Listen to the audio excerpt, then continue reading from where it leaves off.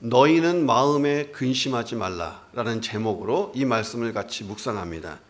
재미있는 이야기가 하나가 있는데 이 이야기가 버전이 여러 개예요. 여러 가지 버전이 있는데 그 중에서 제일 좀 정통에 가까운 버전을 가지고 제가 이야기를 해보겠습니다.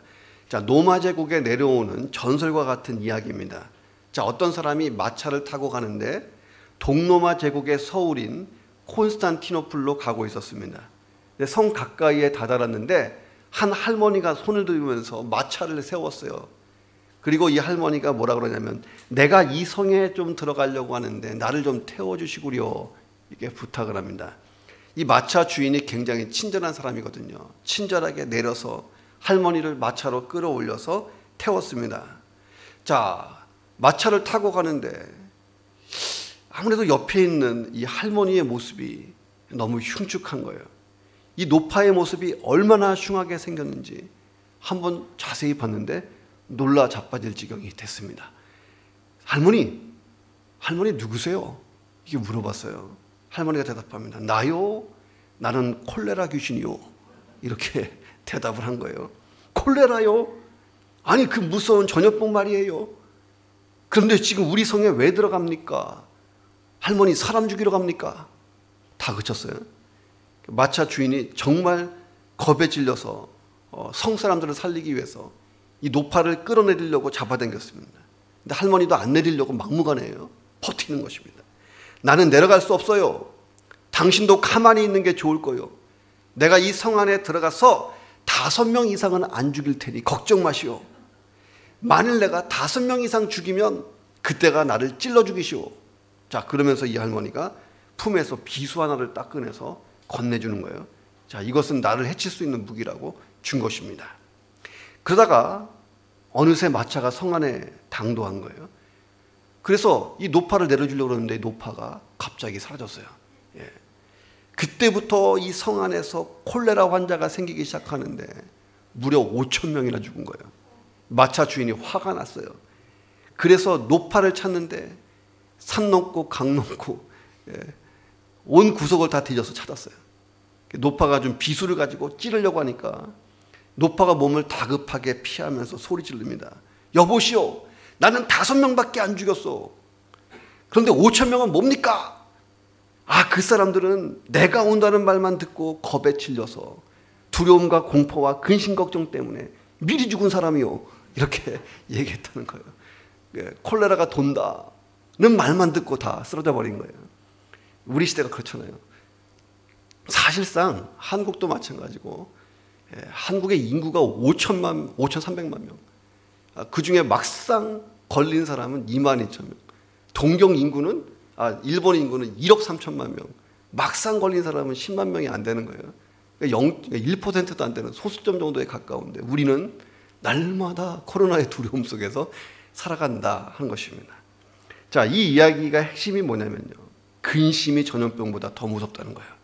자, 근심이 전염병보다 더 치명적이다 하는 교훈을 우리에게 주고 있는 것입니다. 자, 현대 문명과 의학이 발달하면 근심이 사라질 것으로 믿었어요. 의학이 다 해결할 것으로 믿었지만 더 많은 근심이 늘어나고 있다는 거예요. 해결이 안 나는 코로나 같은 게 나왔잖아요. 자, 요한계시록에 보면 코로나가 이미 시작에 불과할지도 몰라. 앞으로 더 이상한 게 나올 수도 있다. 요한계시록에 보니까 진짜 그래요. 자, 그런데 내 주변을 이렇게 살펴보면요. 보통 밝고 긍정적인 얼굴을 하고 있는 사람보다는 어둡고 부정적인 표정을 하고 있는 사람이 더 많아요. 화나 있고 무서운 얼굴이 사실 조금 더 많습니다. 예. 자, 남들은 그렇다 치고 당장 오늘 집에 가서 거울 앞에서 내 얼굴 한번 보세요. 내 얼굴이 얼마나 무섭게 생겼나. 예. 자, 누구를 붙잡고 1시간 동안 같이 커피를 마시면서 근심이 뭐예요? 라고 물어보세요. 할 얘기가 얼마나 많은지 몰라요. 예. 저마다 근심이 가득합니다. 자, 오늘날 우리가 근심이 가득한 세상을 살고 있다는 것입니다. 자, 그런데 오늘 본문에 보니까 요한복음 14장 1절에서 예수님의 그 유명한 말씀, 너희는 마음에 근심하지 말라, 이렇게 본문이 시작합니다. 자, 이 마음이라고 하는 게 인간의 모든 활동이 기획되고 또 생각이 출발하는 장소입니다. 그러니까 마음이 참 중요하잖아요. 뭐든지 마음 먹기에 달랐다. 마음 먹기 달렸다. 뭐 이런 말이 있잖아요. 자, 그런데 이 마음에 근심거리가 자리를 잡으면 우리가 인생의 방향을 잃어버린다는 거예요. 지향점도 잃어버리고 가장 중요한 것을 잃고 방황할 수밖에 없다 하는 것입니다. 저와 제 아내가 제일 친하고 서로 안 건들고 아주 부드럽게 지내는 때가 언제냐면 주일 아침이야. 이게 마귀가 딱 틈탈 수 있기 때문에 정말 몸과 마음을 부드럽게 하고 옵니다. 왜냐하면 마음에 뭔가 근심거리가 들어가면 흔들리는 거예요. 자, 성경 원문에 근심이라고 하는 단어가 타라소라고 되어 있어요. 자, 물이 요동친다 에서부터 이 근심이라는 단어가 나온 것입니다. 그러니까 물이 요동치는 것처럼 불안한 마음의 상태, 이게 타라소, 예수님이 말씀하신 마음입니다. 당시에 예수님이 제자들과 함께 유월절 저녁 식사를 하고 계셨어요. 자, 식사하기도 전에 갑자기 예수님이 허리에 수건을 딱 두르시더니 제자들의 발을 막 씻기기 시작했어요. 다들 황당했겠죠. 감동을 먹은 거예요. 우리 선생님이 3년 반 동안 한 번도 우리 발 안 닦아주시다가 갑자기 발을 닦아주시니 어찌할 바를 모르겠는 거예요. 서로 얼굴만 쳐다보면서 휘둥그레하고 있는 상황입니다. 그러면 예수님이 내가 너희 발을 씻겼으니까 너희도 사랑하고 섬겨라. 서로를 좀 그렇게 해라. 이렇게 가르치셨습니다. 자, 그리고 예수님이 폭탄 선언을 또 하세요. 내가 다음 날 십자가의 죽음을 당할 것이다. 이렇게 말씀하십니다. 식사하시면서 예수님이 굉장히 괴로워하셨어요. 얼굴이 굉장히 괴로워하시면서 너희들 중에 한 사람이 나를 팔 거다 라고 말씀하셨습니다. 자, 이러니까 이 분위기가 점점 어둡고 칙칙해진 것입니다. 우리는 그 사람이 가룟 유다인 것을 알잖아요. 자, 그런데 제자들은 도대체 누가 우리 선생님을 판다는 건가? 서로 얼굴을 쳐다보면서 저 사람인가 저 사람인가 하고 답답해했습니다. 더 나아가서 예수님이 이제 너희들이 따라올 수 없는 것으로 나는 간다. 승천을 얘기하신 거예요. 부활과 승천을 얘기하신 건데 우리가 못 따라가는 곳으로 예수님이 가신다니. 이러니까요, 더 극한 두려움에 빠졌어요. 자, 그러니까 베드로가 어디로 가시는지 나는 모르겠지만 나는 주님을 위해 목숨까지 버릴 각오를 했습니다 라고 침묵을 깨고 탁 얘기를 했어요. 그러니까 예수님이 베드로야, 네가 닭 울기 전에 3번이나 나를 부인할 것이다. 자, 이쯤 되니까 제자들의 마음이요 완전히 업셋돼 버린 거예요. 불안과 근심이 가득했습니다. 그 당시에 예수님을 죽이려고 마귀가 유대 지도자들을 다 선동하고 백성들을 선동해서 잔인한 흉계와 모략을 꾸미고 십자가에 못 박으려고 혈안이 되어 있는 상황이었습니다. 자, 예수님을 죽이려는 계획이 곳곳에 있었고 예수님도 그것을 다 알고 있었어요. 그러니 제자들도 알잖아요. 지금 예수님만 붙들고 지금 버티고 있는데 예수님이 너희가 따라오지 못할 곳으로 내가 간다. 십자가에서 나는 죽는다. 이렇게 말씀하시니까 제자들이 갑자기 힘이 싹 빠져버린 것입니다.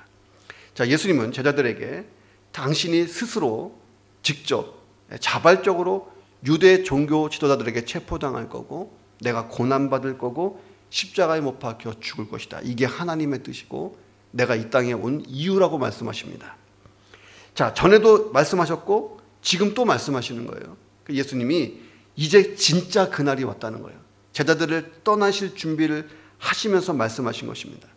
이 말씀이 제자들에게는 천천병력, 진짜 마른 하늘에 벼락치고 갑자기 소나기가 와버리는 그런 상황입니다. 자, 그들은 자기의 산업과 생계를 다 버리고 3년 반 동안 예수님을 따라다녔잖아요. 모든 것을 다 버리고. 자, 그런데 예수님이 순환과 죽음에 대해서 전에도 얘기했지만 지금 그날이 왔다고 얘기하시니 자기들 앞길이 너무나 캄캄해 보이는 거예요. 자, 더 이상 예수님이 우리와 함께 있지도 못하고 예수님의 도움도 못 받고 예수님의 위로도 예수님과 함께 영광도 누리지 못한다. 이러니까 제자들이 두려워하기 시작합니다. 더 이상 기적을 경험할 수 없고 일렁이는 파도, 삶의 파도 한복판에서 다 버림받은 고아처럼 돼버린 상황입니다. 자, 우리는 그 이후의 일을 알아요. 그렇죠. 예수님 부활하셨고 제자들이 다 사도가 됐고 예루살렘 교회부터 시작해서 전 세계에 복음이 확 번지고 그들이 영광의 반열에 다 올라가고 예수님 다시 오실 때 12사도 좌석이 쫙 준비되어 있고 그들이 생각하는 위대한 자리들이 다 예비됐잖아요. 자, 근데 그 당시에는 무슨 일이 일어날지 예측 불가능의 상황입니다. 그들이 가졌을 근심과 당혹감이라는 것은 우리의 근심과는 차원이 아마 달랐을 것입니다. 자, 그들에게 유일한 소망이 있고 유일한 위로의 말씀이 있었다면 제자들의 마음속을 훤히 들여다보시고 예수님이 던지신 말씀이에요. 너희는 마음에 근심하지 마라. 자, 마음에 근심하지 말라. 예수님이 다 알고 하신 말씀이에요. 이 말씀은 오늘 이 아침에도 우리에게 들리는 줄로 믿습니다. 자, 남들은 모를 거야. 내 마음은 어떻게 알겠어요? 같이 살고 있는 사람도 모르는데. 예수님은 아세요. 너희는 마음에 근심하지 말라. 이렇게 시작합니다. 자, 이 말씀은 예수의 제자로 살아가는 우리에게도 꼭 필요한 말씀이라는 것입니다. 자, 우리가 사는 세상을 보세요. 비정상적인 자연의 이상 현상 속에서 살아옵니다. 우리는 미래를 알 수 없어요. 올해 7월 달에 진짜 큰 지진이 온다 그래갖고 나도 처음으로 지진용품 한 일주일치 먹고 갖다 놨는데 안 오더라고. 주님이 허락하셔야 오는 거예요, 지진도. 자, 비정상적인 자연의 이상 현상 속에서 살고 맨날 동중국해, 센주쿠 이런 거 나오면 파괴적인 무기를 다 들이대고 미국과 중국이 갈등하고 중국과 인도가 갈등하고 이런 파괴적인 위협 속에서 무기 속에서 막 살아갑니다. 그러니까 누군가 우리 시대를 절망과 불안의 시대, 낮에는 일하고 땀 흘려도 어떤 생산적인 결과가 기대한 만큼 나오지 않는 헛되고 헛된 시간을 보낸 것 같은 세월을 보내고 있고, 야, 내가 죽지 못해 사는 것처럼 삶의 고통을 연장하는 생존 수고와 같다는 생각이 들 때가 있는 것입니다. 밤에는 안식의 시간이 아니고 근심의 포로가 돼서 견디기 어려운 불면의 시대를 지내고 있다. 현대인들이 그렇다는 거예요. 자, 의학적이고 심리적인 처방을 받지만 이게 순간적이고 일시적인 위로일 뿐이다 하는 것입니다. 자, 이런 이야기가 남 이야기가 아니라는 거예요. 다 저와 여러분의 이야기다. 자, 그래서 우리가 예수님의 말씀을 들을 필요가 있다는 거예요. 너희는 마음에 근심하지 말라. 자, 예수님의 말씀을 들으면서 오늘 본문을 묵상합니다. 자, 어떻게 마음에 근심을 하지 않을 수가 있습니까? 너무 당연한 말이지만 하나님 믿고 예수님을 믿으라는 거예요. 자, 단순히 하나님 믿고 예수님을 믿는 것 정도가 아니고 어떤 하나님, 어떤 예수님을 믿을 거냐는 문제예요. 자, 이 마음으로 번역된 카르디아라고 하는 이 단어는 정서의 자리, 영적 생활의 원천인 자리로서의 마음을 뜻합니다. 자, 신앙생활의 위기는요, 이 카르디아에서부터 생긴다는 거예요. 동요가 되는 거예요. 자, 예수님은 제자들을 다 아세요. 이제 예수님이 떠나시면 이 12명이 세상에 남아야 되고 환난과 핍박을 엄청나게 받을 거고 복음 전파의 사명을 감당해야 되는 시련의 과정들이 남아있어요. 자, 근데 그들이 계속 근심하고 있으면 언제 그 일을 해요? 예수님이 근심하지 마라 라고 경계하시면서 구체적인 위로와 소망의 말씀을 주시는 거예요. 너희가 근심하지 마라. 하나님을 믿으니 또 나를 믿어라. 예수님이 주신 첫 번째 처방이에요. 하나님을 믿고 나도 믿어라. 자, 우리가 정말 큰 근심에 빠지면요, 이런 생각이 들 때가 있어요. 위협적인 근심이 다가올 때 하나님은 도대체 어디 계시는가? 자, 이런 질문을 한다는 거예요. 나는 이 질문 한 번도 안 해봤다. 둘 중에 하나야. 믿음이 진짜 좋든가 아직 큰 근심이 안 왔을 뿐이에요. 진짜 그런 근심 한번 당하면 진짜 하나님 어디 계시는 거야? 두 번째 질문은 하나님이 이 상황 아실까? 라는 생각이 들 때가 있어요. 자, 그런데 예수님이 믿어라. 하나님을 믿으니 또 나를 믿어라. 믿으라 할 때 이 믿으라, 이것은 현재 명령형으로 돼 있어요. 그러니 한 번 믿어서는 안 되고 쉼없이 계속적으로 이 믿음을 유지해라. 그래야 떠난다는 거예요. 지속적인 믿음이 모든 근심을 근원적으로 극복하게 하는 줄로 믿습니다. 자, 근데 무엇을 믿을까? 무엇을 믿을까? 자, 역사를 섭리하시는 하나님의 존재를 믿는 거예요. 이게 다 하나님의 손안에 있다. 이게 굉장히 중요한 거예요. 자, 우리가 경험하는 근심들이 아무리 파괴적이고 위협적이라고 해도 전지전능하신 하나님 손 안에 있는 줄로 믿습니다. 자, 그리고 그 하나님은 어떤 분이냐면 선하신 분인 줄로 믿습니다. 그러니 그분이 선하신 섭리 안에서 이 근심거리들이 마침내 좋은 선한 결과로 돌아오게 될 것을 우리가 믿습니다. 그러니까 우리가 꼭 이걸 믿는 거예요. 하나님은 전지전능하시기 때문에 다 알고 하나님 손으로 처리할 수 있다. 근데 그분은 선하시다. 그러니 내 인생에서 하나님이 이 근심거리들도 선하게 역사하실 것이다. 여러분 믿습니까? 이거 믿으라고 한 거예요, 예수님이. 자, 그래서 사도 바울이 로마서 8장 28절에서 이렇게 외친 것입니다. 같이 읽어보겠습니다. 시작. 우리가 알거니와 하나님을 사랑하는 자 곧 그의 뜻대로 부르심을 입은 자들에게는 모든 것이 합력하여 선을 이루느니라.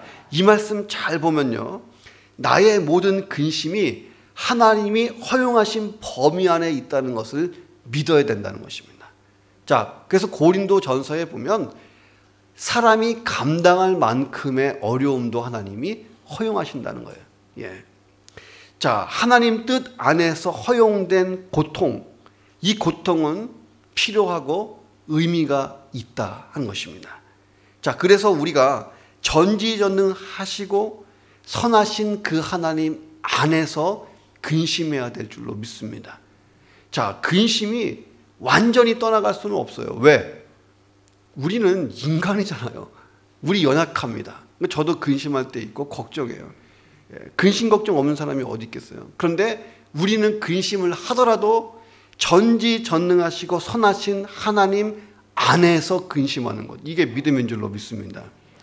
자, 때로는 근심의 원인을 도무지 알 수 없을 때가 있어요. 자, 그러나 하나님 안에서 근심하기 때문에 인내하고 하나님의 선한 역사를 기다리는 줄로 믿습니다. 그러니까 내가 근심할 때, 아유, 내가 교회 집사인데 근심하고 이게 아주, 내가 이게 왜 이러냐, 막 그러면서 자기를 때리지 말고, 근심하는 것 자체는 죄가 아니에요. 왜? 인간은 근심할 수밖에 없어요. 그러나 아유, 내가 하나님 안에서 근심해야지. 자, 이게 중요한 줄로 믿습니다. 자, 그런데 예수님께서 말씀하셨어요. 하나님만 믿으라고 하면 되지 왜 또 하나님의 아들이신 예수님도 믿으라고 말씀하셨을까? 이유가 있어요.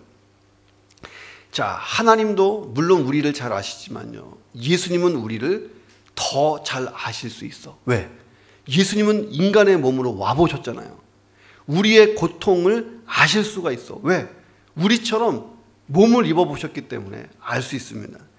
그래서 우리 인간의 고통에 동참하고 이 고통을 이해할 수 있기 때문에 내가 너 충분히 동감한다. 예수님이 이렇게 말씀하시는 거예요. 히브리서 4장 15절에 예수님을 대제사장으로 나와요. 대제사장은 하나님과 인간 사이를 연결하는 중보자 역할을 하잖아요. 그때 예수님에 대해서 이렇게 증언하고 있습니다. 같이 읽어봅니다. 우리에게 시작. 우리에게 있는 대제사장은 우리의 연약함을 동정하지 못하시는 이가 아니요 모든 일에 우리와 똑같이 시험을 받으신 이로되 죄는 없으시니라. 자, 우리와 똑같이 예수님도 시험을 통과했다는 거예요.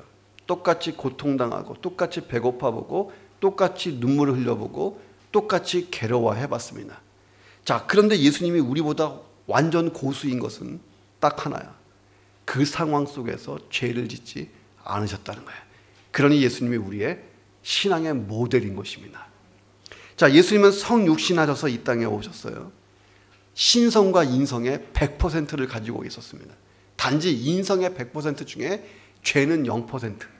이게 예수님이었습니다. 죄가 없는데도 불구하고 죄인처럼 이 땅의 삶을 사시고 십자가에서 우리를 위해 대속의 죽음을 죽으셨다는 거예요. 신성과 인성을 다 가지신 예수님이 하나님에 대한 모든 것도 알지만 인간에 대한 연약함 전체를 알고 경험하신 줄로 믿습니다. 그러니까 우리의 근심거리를 이해하고 동정하고 공감하고 계신다. 하나님, 이 아들놈 때문에 내가 못 살아요. 그러면 예수님 뭐라고 말씀하시냐면 내가 알아. 이해해. 그러나 예수님은 죄를 진 적이 없잖아요. 그 상황 속에서 어떻게 예수님처럼 살 것인가를 우리가 근심해 보는 것입니다.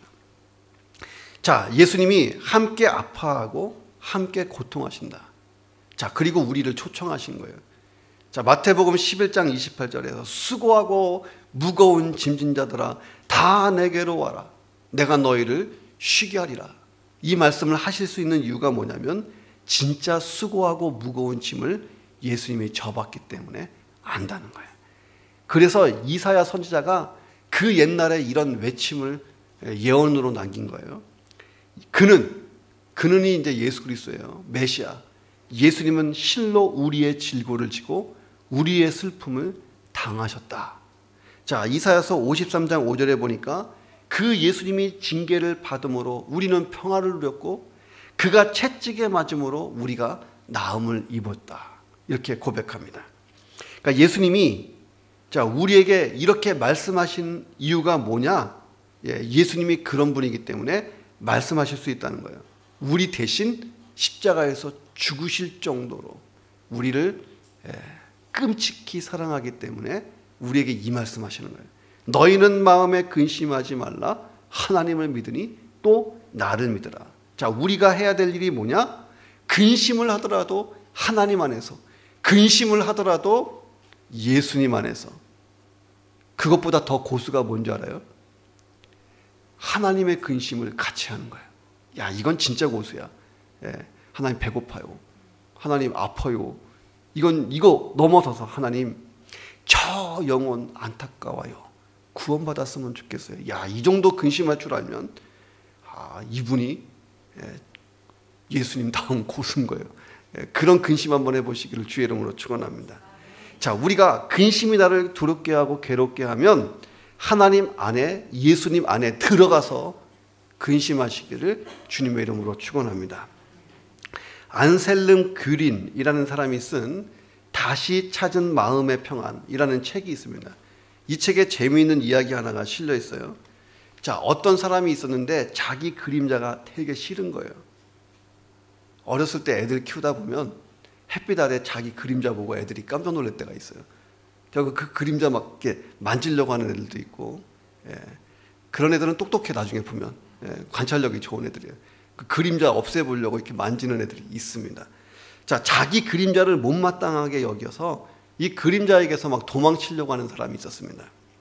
그는 자신을 계속 졸졸 따라다니는 그림자가 미운 거예요. 꺼져! 물러가! 나가! 막 이렇게 막 그러면서 이 그림자를 떨쳐보려는데 안 되는 거예요. 돌아보니까 또 따라와. 그래가지고 이 그림자로부터 피하려고 뛰기 시작했어요.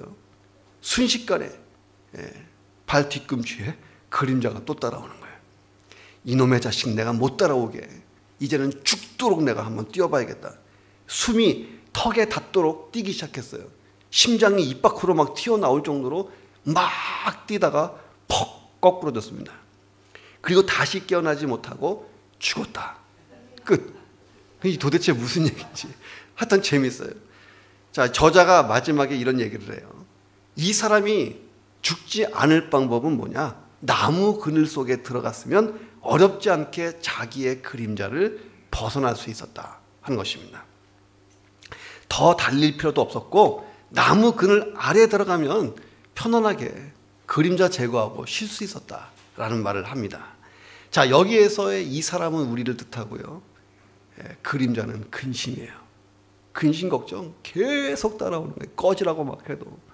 자, 언제까지? 나무 속에 들어갈 때까지 따라오는 것입니다. 자, 이 저자가 그런 얘기를 하는 거예요. 우리가 주님의 그늘 안에 들어오면 그림자, 두려움은 사라지는 줄로 믿습니다. 자, 세상의 염려, 근심, 불안, 초조, 절망의 그림자를 뒤에 걸머지고 내가 뛰어요. 이거 떨쳐보려고 열심히 인간적으로 살아봅니다. 근데 이게 따라오는 거예요, 계속. 자, 십자가 밑에 들어가지 않으면 고통의 인생이 안 끝나는 줄로 믿습니다. 나의 힘으로, 내 수단으로, 내 지혜로, 내 총명으로, 내 노력으로 이 근심 한번 떨궈보려고 하는데 이게 안 되는 거예요. 지치고 피곤하고 좌절과 절망 속에 진짜 이 그림자를 떨치는 이 남자처럼 확 죽어버릴 수도 있다는 거예요. 자, 그렇다면 저와 여러분이 다시 하나님 안에, 다시 예수님 안에 들어가서 근심으로부터 시작된 모든 불안, 좌절, 절망에서 털고 일어나기를 주님의 이름으로 축원합니다. 자, 어떻게 마음에 근심을 하지 않을 수 있을까? 두 번째는 영원한 천국에서의 삶을 믿어야 된다는 거예요. 천국을 붙들자. 자, 제임스 카메론 감독이 감독했던 타이타닉이라고 하는 영화 아시잖아요. 자, 11개 부분의 아카데미상을 수상했고 역대 최대 수상작이 그전에는 배너였어요. 배너와 타이 기록을 세운 부류의 명작이 타이타닉입니다. 셀린 디온이 부른 영화의 주제가 My Heart Will Go On이 주제가상을 받잖아요. 오늘 유튜브 들어가서 한번 또 들을 수 있어요. 자, 그런데 이 주제가와 다르게 그 영화 속에서 또 다른 멜로디가 하나 있었어요. 자, 이게 사랑의 멜로디는 아닌데 우리 그리스도인들에게는 굉장히 의미심장한 멜로디입니다. 마지막 순간까지 자기들의 본분을 다 지키면서 끝까지 연주를 했던 실내 관현악단의 선율, 그것이 우리의 마음을 징하게 한다는 것입니다. 배가 침몰하고 있다는 비명소리 속에서, 엄청난 혼란 속에서 남자들이 어린아이와 부녀자를 먼저 배에 태우고 보내잖아요. 승객 수의 3분의 1도 안 되는 구명정 속에 서로 타려고 아우성을 칩니다. 자, 그런데 계속 연주를 하던 실내 관현악단의 사람들도 이제 배를 타려고 악기를 전부 다 가방에 집어넣고 배 앞에까지 줄 서죠. 자, 그런데 그 중에 바이올리스트 한 사람이 끝까지 남아서 찬송가를 연주하고 있었습니다. 영화 속에 보면. 자, 그러니까 살려고 도망치던 나머지 연주자들도 고민하다가 돌아와서 다시 또 음악을 연주하기 시작해요. 내 주를 가까이 하려 함은 십자가 짐 같은 고생이나 내 일생 소원은 늘 찬송하면서 주께 더 나가기 원합니다. 천성에 가는 길 험하여도 생명길 되나니 은혜로다. 천사날 부르니 늘 찬송하면서 주께 더 나가기 원합니다. 자, 오늘 가서 다시 한번 이 영화 보시면 이 노래가 찬양이 쫙 퍼집니다. 그리고 그들이 배와 함께 연주하면서 물속으로 빠져버려요. 자, 이 악단장의 이름은 윌리스 하틀리라고 하는 실제 인물이었습니다. 자, 그가 이 타이타닉호에 승선했던 이유는요, 복음을 전하기 위해서 진짜 탑승했던 거예요. 이 사람의 이야기를 타이타닉 영화 속에 집어넣은 것입니다. 이 배가 생사의 갈림길에서 아우성 치는 사람들로 아수라장이 된 그 상황에서 하틀리는 생명을 포기하고 연주를 통해서 사람들의 마음을 안정시키고 마지막 영혼 구원을 위한 찬양을 연주한 거예요. 하늘의 소망을 바라보고 우리가 죽음을 받아들이자고 촉구합니다. 침착하게 악사들을 격려하며 마지막까지 음악을 장엄하게 연주했다. 그때 살아남아 있던 사람들이 나중에 증언해서 이 이야기가 영화 속에 들어간 것입니다. 자, 그런 여유가 어디서 나왔냐는 거예요. 죽음의 코앞에서 그런 여유가 어떻게 가능했을까? 영원한 천국에 대한 삶을 확신했기 때문인 줄로 믿습니다. 그러니까 예수님이 근심에 휩싸인 제자들을 보면서 이렇게 말씀하셨어요. 내 아버지 집에 거할 곳이 참 많아. 내가 너희를 위하여 거처를 예비하러 가는 거야. 가서 너희를 위해 거처를 다 예비하면 내가 다시 와서 너희를 영접해서 나 있는 곳에 너희도 있게 할 거야 하면서 천국을 약속하셨습니다. 천국 소망을 제자들에게 주신 거예요. 자, 예수님은 장차 제자들이 많은 환난과 핍박을 받고 복음을 증거하고 교회를 개척하고 하나님 나라를 확장하고, 자, 이런 사역을 할 때에 천국 소망이 없이는 좌절하고 절망할 것을 미리 하신 거예요. 그런데 나중에 보니까 제자들이 진짜 복음을 전하면서 목숨을 다 걸잖아요. 그 담대한 믿음은요, 천국 소망 때문에 나온 줄로 믿습니다. 제자들은 지금까지 모든 것 다 버리고 예수님을 따라왔어요. 자, 그런데 지금 예수님이 떠나신다는 거예요. 게다가 십자가에 참혹한 죽음을 당할 거라고 말씀하십니다. 제자들이 풀이 죽어서 어찌할 바를 모르고 두려움에 휩싸였습니다. 자, 그런데 예수님의 이 떠나심은 그들을 위한 것이다 하는 것입니다. 영원한 천국을 그들에게 선물로 주실 것이기 때문입니다. 제자들이 예수님을 따라다니면서 꿈이 있었어요. 예수님이 예루살렘에 가서 왕이 되시면 내가 국무총리도 하고 법무부 장관도 해야지. 한 자리씩 다 차지하고 로마 제국은 다 천사들이 부셔버리고 세상을 통치하는 부귀영화를 꿈꾸고 3년 반을 따라왔습니다. 그런데 예수님이 그들에게 그 이상의 것을 주시려고 그러는 거예요.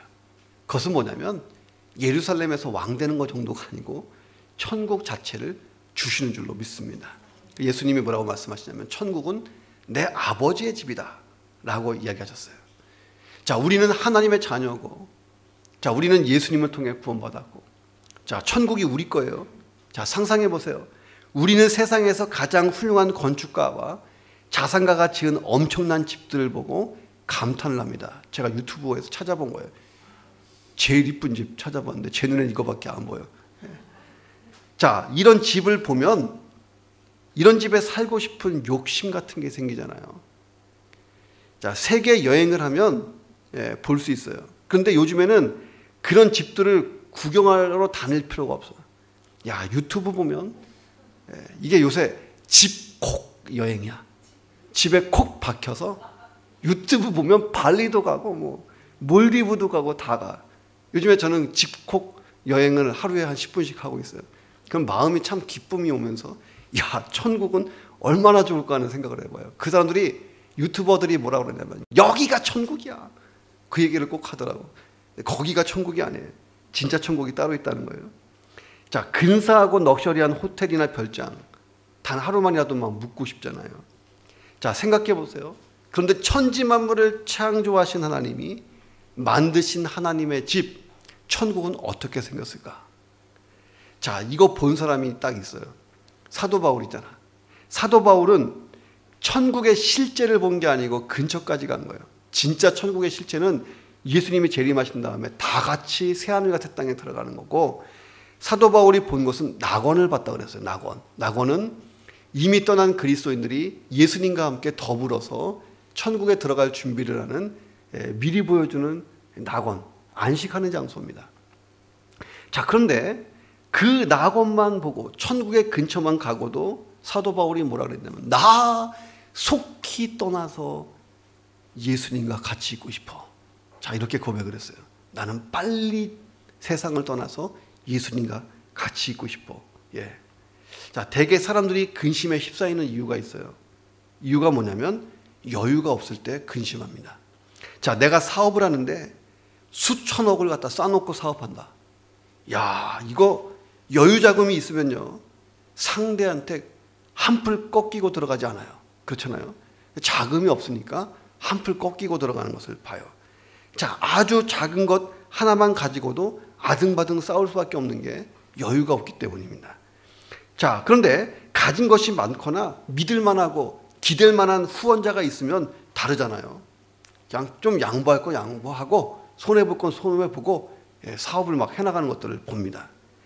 그래서 근심할 만한 상황 속에서도 근심하지 않고 도리어 여유 있게 살아가는 사람들을 보면 뭔가 특별한 배경이 그 뒤에 있다 하는 것입니다.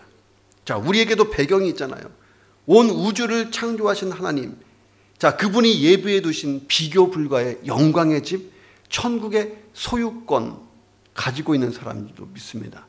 우리가 집을 사면 등기를 하잖아요. 등기를 떼보면 소유주가 자기 이름이 딱 나오면 기분 좋잖아요. 천국의 등기에 내 이름이 있다는 거예요. 소유권자. 그래서 무엇을 잃거나 무엇을 얻는 거에 따라서 믿음이 막 휘청거리고 흔들리는 그런 삶을 살지 말자는 거예요. 100억을 소유한 사람이 10,000원짜리 한 장에 흔들린다. 이게 얼마나 웃기는 일이에요. 그래서 사도 바울이 빌립보서 4장 11절에서 어떠한 형편에 있든지 나는 만족하는 법, 자족하는 법을 배웠다. 나는 비천에 처할 줄도 알고 풍부에 처할 줄도 알아. 모든 일, 배부름, 배고픔, 풍부와 궁핍, 어떤 상황에서도 다 처할 줄 아는 일체의 비결을 배웠다. 그 비결이 어디서부터 왔겠어요? 천국 소망 때문인 줄로 믿습니다. 천국이 내 것인데 뭐 이 정도 근심 정도는 근심이 아닌 거예요. 자, 예수님의 제자 중에 사도 요한이 가장 오랫동안 살았잖아요. 천국을 봤어요. 천국을 보고 요한계시록 21장 4절에서 사도 요한이 천국의 모습을 이렇게 그렸습니다.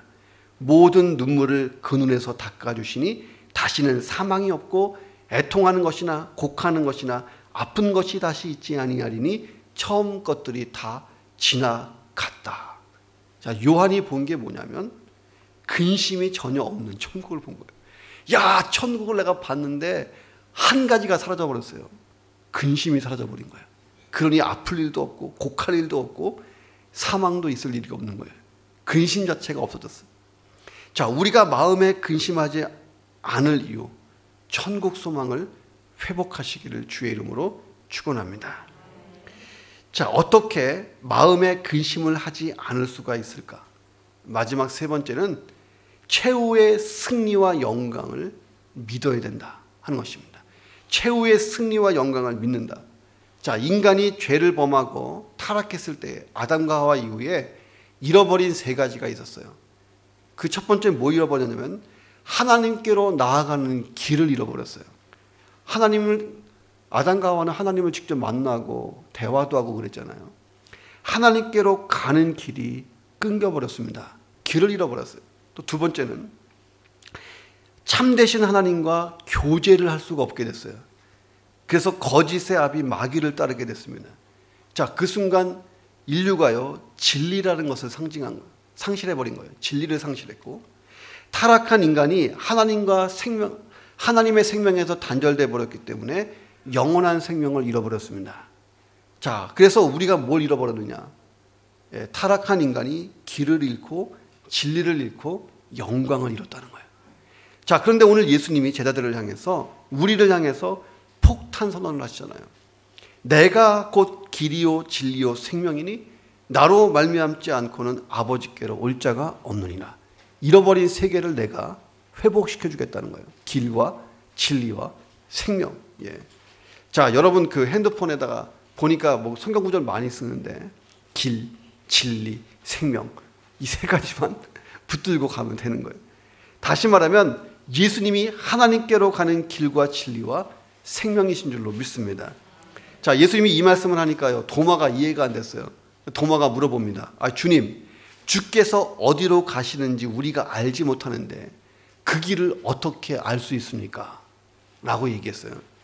자, 우리가 볼 때 이 질문이 얼마나 엉뚱한 질문이에요. 자, 왜 엉뚱한 질문이냐? 도마가 지금 길을 보고 있잖아요. 길이 누굽니까? 예수님. 예수님을 보고 있고 길과 함께 있어요, 지금.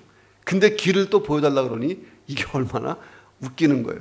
길은 예수님이다. 자, 예수님을 통해 하나님께로, 예수님을 통해 천국으로 갈 수 있게 됐다는 거예요. 예수님은 우리가 범죄했기 때문에 하나님께로 나갈 수 없고 하나님과 교제가 상실됐고, 자, 그래서 예수님이 우리의 죄를 대신 지고 십자가에서 심판받고 우리는 용서받고 하나님께로 나아갈 수 있게 하셨음을 믿습니다. 아담과 하와가 하나님 말씀보다 사탄 마귀의 거짓말을 믿고 선악과를 알게 하는 나무의 열매를 먹는 순간부터 거짓의 지배를 받게 된 거예요. 자, 그런데 우리가 예수 믿고 예수 안에 거하는 순간 우리는 진리로 무장하고 진리 안에서 자유한 줄로 믿습니다. 죄가 더 이상 우리를 어찌해 볼 수 없다는 거예요. 자, 우리는 예수님을 믿고 하나님의 말씀을 깨닫기 시작해요. 자, 그래서 거짓의 아비 사탄이 거짓말을 해도 우리는 휘둘리지 않습니다. 사탄은 온갖 거짓말로 인류를 죽음으로 몰아넣고 지옥으로 인도하려고 하지만 우리는 우리 안에 진리가 있어요. 예수님이 나와 함께 하시기 때문에 이 계략을 깨트리는 줄로 믿습니다. 내가 예수 믿고 예수 안에 있던 영원한 생명을 선물로 받는 순간 우리는 영생, 하나님의 생명을 누리는 사람이 됐다는 거예요. 유일한 길이요 진리요 생명이신 예수님을 만났어요. 그리고 하나님의 자녀가 됐습니다. 그러니 방황할 이유가 없다는 거예요. 더 근심할 이유도 필요도 없습니다. 이제 하나님 아버지의 품에 거하는 자녀가 된 줄로 믿습니다. 자, 제자들은요, 왜 예수님이 십자가의 순환과 죽음을 받아들여야 되는지, 이게 이해가 안 가는 거예요. 받아들이기가 어려웠어요. 이 길이 패배, 굴욕의 길로 보였던 것입니다. 자, 그런데 예수님은 말씀하시는 거예요. 이 길이 승리와 영광의 길이야. 이걸 진짜 몸으로 보여주신 거예요. 부활을 통해서 그들에게 승리와 영광을 확신시킨 것입니다. 자, 제자들이 나중에 부활의 예수님을 만났고 승천하시는 예수님을 봤어요. 그리고 예수님이 다시 오신다고 하는 약속을 받았습니다. 그들이 오순절 마가다락방에 모여서 성령이 강림하시도록 막 기도할 때에 놀라운 체험을 하잖아요. 방언을 하고 막 예언을 하고. 자, 그러면서 그들이 승리와 영광을 체험했어요.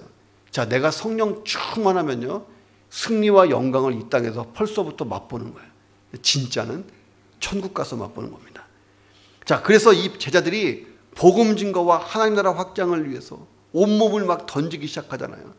초대교회 역사가 그렇게 시작됐다는 거예요. 그래서 오늘날 복음이 온 세상에 퍼지고 우리 동경복음교회까지 왔다는 것입니다. 예수님이 가신 길이 승리와 영광의 길인 줄로 믿습니다.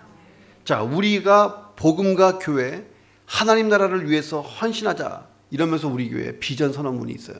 주보 앞면을 딱 보시면 우리는 복음 전도와 이웃 사랑으로 일본을 복음화시키고 세상을 변화시키는 하나님 나라의 비전을 실현하는 교회가 될 거다라고 하는 비전 선언문이에요. 이 사명의 길이 멀고 험할 수 있고 또 우리에게 많은 것을 희생하라고 요구할 수도 있습니다. 그런데 우리가 이 비전 선언문대로 붙들고 가면 승리와 영광만 남는 줄로 믿습니다. 자, 사람들이 아무리 평안하고 부유하고 잘 먹고 잘 살아도 내가 어디서부터 와서 어디로 가는지를 모르면요, 불안하고 초조한 거예요. 그리고 근심의 노예가 되는 거예요. 자, 그런데 가야 할 길이 분명한 사람, 목표가 분명한 사람은요, 암담한 형편에 처해서도 그로 인해서 근심하지 않은 줄로 믿습니다. 저와 제 아내가 기도하는 게 딱 하나 있는데, 하나님, 우리가 닳아 없어지기 원합니다. 리빙스턴의 기도예요. 닳아서 없어져야지. 완전 닳아서 없어질 때까지 쓰임 받는 게 좋지. 하나님, 중간에 들어가지 마세요. 닳아서 없어질 때까지 가고 싶습니다라는 기도를 드릴 때가 있어요. 자, 왜? 닳아서 없어지면 맨 마지막이 승리와 영광, 하나님이 우리에게 주신 인생 가장 값있게 사시기를 주님의 이름으로 축원합니다. 자, 유월절을 앞두고 한 사람이 납비를 찾아왔어요. 납비님, 저는 너무 근심이 많아요. 너무 없는 게 많아서 머리가 아파요. 골머리가 아파요. 그러니까 납비가 물었어요. 너 근심이 뭐냐? 이렇게 물어봤습니다. 아니, 유월절이 다가오는데 무교병 살 돈도 없죠. 포도주 살 돈도 없죠. 내 옷도 못 사지요. 우리 아내의 옷도 사줄 돈이 없고 자녀의 옷 사줄 돈도 없고 고기도 살 돈도 없고 주저리주저리 막 자기의 심경을 얘기했어요. 랍비가 물어봤어요. 무교병이 얼마요? 제가 한국 돈으로 표현해보면 5,000원입니다. 포도주는 10,000원이요. 자네 옷은 50,000원이요. 아내 옷은 더블로 100,000원이요. 애들 옷은 30,000원이요. 유월절 고기값은 20,000원이요.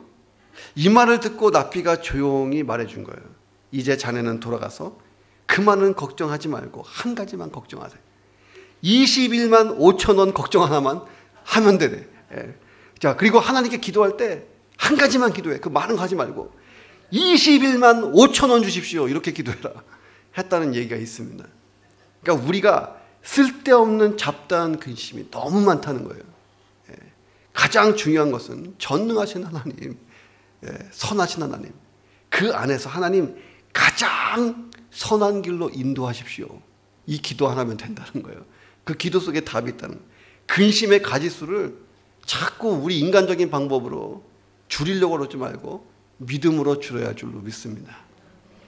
자, 어떤 학자가 1세기 교회 문서를 조사하다가 그리스도인들의 명단이 적힌 문서를 보고 감명을 받았어요. 그리스도인들이 자기 이름을 쓸 때 그 앞에다가 티테디오스라고 하는 별명을 붙여놨다는 거예요. 별칭. 자, 이 이유가 뭘까 하고 연구하다가 중요한 사실을 깨달았어요. 티테디오스라고 하는 헬라어 단어는요, 근심하지 않는 사람이라고 하는 단어입니다. 자, 그러니까 티테디오스 조형원, 근심하지 않는 사람 조형원, 이렇게 자기 이름을 표기했다는 거예요. 그들은 생각해 봤어요. 우리와 불신자의 차이는 뭘까? 저 믿지 않는 사람들과 예수 그리스도를 믿는 우리의 차이는 무엇일까? 자, 그들은 결심했습니다. 예수 믿는 사람들은 더 이상 근심에 붙들려 사는 사람이 아니다. 이게 당신들과 우리의 차이다. 티테디오스 조용원, 이렇게 했다는 거예요. 자, 그렇다면 저와 여러분이 절대로 근심하지 않는 티테디오스가 되기를 주님의 이름으로 축원합니다. 기도하겠습니다. 우리 시간에 기도할 때 하나님, 마음에 근심을 하지 않기 위하여 하나님을 믿고 예수님을 바로 믿을 수 있도록 믿음 주옵소서. 영원한 천국의 삶을 확신하고 살게 하여 주시옵소서. 최후의 승리와 영광이 있다는 것을 믿고 살게 도와주옵소서. 우리 통성으로 한번 기도합니다. 하나님 아버지, 감사합니다. 우리의 마음속에 많은 근심이 있고 두려움이 있고 하나님 슬픔이 있고 좌절이 있고 절망이 있었습니다. 하나님, 그러나 이 말씀, 너희는 마음에 근심하지 말라고 하신 예수 그리스도의 그 말씀을 붙들고 우리가 하나님을 믿고 예수님을 믿되 전지전능하신 하나님, 선하신 하나님, 하나님 선하게 내 인생을 이끌고 가시는 하나님의 손길을 믿게 도와주옵소서. 우리의 모든 질고와 허물과 약함을 다 아시는 우리 예수님이 내 마음을 아시고 내 인생을 아시는 것을 믿고 살게 도와주시옵소서. 하나님, 영원한 천국을 믿습니다. 천국을 기업으로 얻고 천국에 내 이름이 등재됨을 믿습니다. 하나님, 천국 백성답게 믿음으로 살게 하시고 최후의 승리와 영광을 믿으며 우리가 담대히 살아갈 수 있도록 도우시고 역사에